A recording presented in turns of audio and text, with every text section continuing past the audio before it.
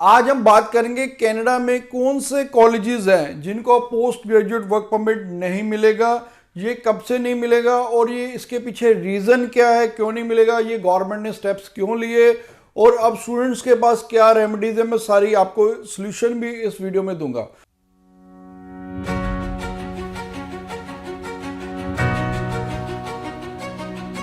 Bells Overseas, the sound of your future.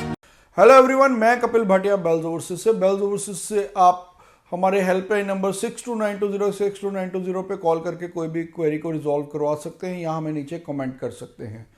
तो आज बात करूंगा जो पीपीपी मॉडल है उसको उन्होंने बंद कर दिया है, यानी कि पोस्ट ग्रेजुएट वर्क परमिट ये बंद हो रहा है 1 सितंबर 2024 से। लेकिन जो स्टूडेंट्स अभी जनवरी इनटेक में गए हैं या मई इनटेक में भी जाएंगे उनके लिए कोई भी खतरा नहीं है, उनको पोस्ट ग्रेजुएट वर्क परमिट मिलेगा। तो ये पहला क्लियर हो गया कि स्टूडेंट्स बहुत पैनिक हो रहे हैं। अगर अभी आपका मई इनटेक में है तो आपको कोई प्रॉब्लम नहीं है, आप मई इनटेक के लिए जा सकते हैं। दूसरा अब बात करता हूं कि जो कॉलेजेस के पास पोस्ट ग्रेजुएट वर्क परमिट नहीं है उसके पीछे रीजन क्या है, क्यों उन्होंने पीपीपी मॉडल को बंद किया है। पीपीपी मॉडल को पहले समझते हैं कि ये है पब्लिक प्राइवेट पार्टनरशिप। जैसे मान लीजिए सेंट क्लेयर है, उसका जो मेन कैंपस है वो है विंडसर में, लेकिन उसका एक एक्यूमन में भी है। एक्यूमन में वो सैटेलाइट कैंपस है। जैसे कोई भी कॉलेज मेन पब्लिक कॉलेज है बड़ा, वो किसी सैटेलाइट कैंपस में ऑलरेडी कोई कॉलेज चल रहा है उसके साथ कोलैबोरेशन कर लेता है तो उसको बोलते हैं पब्लिक प्राइवेट कॉलेज पार्टनरशिप। तो वो वाले सारे कॉलेजेस बंद किए। ये क्यों किए? क्योंकि जो ब्रैम्पटन के मेयर हैं वो इसके लिए काफ़ी आवाज़ उठा रहे थे कि टोरंटो में बहुत सारी प्रॉब्लम्स हो रही, जो स्पेशली जीटी एरिया में। आपको पता है कि ज़्यादातर कॉलेजेस जीटी एरिया में बंद हुए हैं, लगभग 15 के करीब, मेरे ख्याल 17-18 कॉलेज टोटल बंद हुए हैं जिनके पोस्ट स्टडी वर्क परमिट। उनमें से 15 कॉलेजेस के कैंपसेस यही जीटी एरिया में ही हैं, ओंटारियो में ही हैं। जीटी एरिया में आता है टोरंटो, ब्रैम्पटन, मिसिसागा, स्कारब्रो, ये सारा ऑलमोस्ट जीटी एरिया आता है।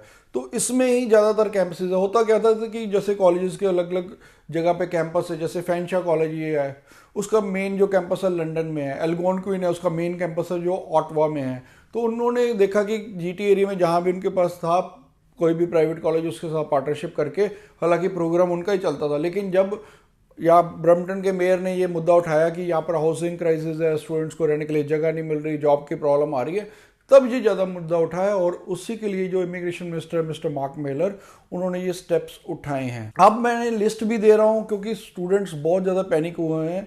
तो ये सारी लिस्ट है, स्क्रीन पे आपके आ रही है। तो इस लिस्ट में जो भी कॉलेजेस है उनके पास पोस्ट ग्रेजुएट वर्क परमिट नहीं है, यानी कि आपको इन कैंपसेस में नहीं जाना। जैसे मैं बता चुका हूँ कि सेंट क्लेयर है, उसका विंडसर कैंपस है, उसके पास पोस्ट ग्रेजुएट वर्क परमिट है। लेकिन अगर एक्यूमन कैंपस में जाते हैं उसके पास पोस्ट स्टडी वर्क परमिट नहीं है। इसी तरह सेंट लॉरेंस है, उसका जो मेन कैंपस है वो किंगस्टन में है। अगर आप किंगस्टन में जाते हो तो आपको वर्क परमिट मिलेगा, और अगर आप अल्फा कैंपस में जाते हैं वहां पर आपको पोस्ट ग्रेजुएट वर्क परमिट नहीं मिलेगा। तो आपको क्या करना है, जो मेन कॉलेजेस के मेन कैंपसेस है सिर्फ वहीं अप्लाई करना है, और वो भी सितंबर इनटेक से जो स्टूडेंट जा रहे हैं, सितंबर या आगे के जो भी इनटेक होंगे तब से उनको वर्क परमिट नहीं मिलेगा। तो आपको वहाँ पर अप्लाई नहीं करना। आपके पास बहुत सारी अपॉर्चुनिटीज़ और भी हैं, आपको एक्सप्लोर करना है। आप टोरंटो एरिया छोड़ दीजिए, आप अपना अल्बर्टा में कॉलेजेस देख लीजिए, आप विनीपेग में देख लीजिए, मैनीटोबा में यूनिवर्सिटी ऑफ विनीपेग, या और बहुत सारे कॉलेजेस हैं। आपके पास और भी ऑप्शंस हैं। आपके पास अटलांटिक रीजन है जिसमें Nova Scotia, New Brunswick, Newfoundland, Prince Edward Island है।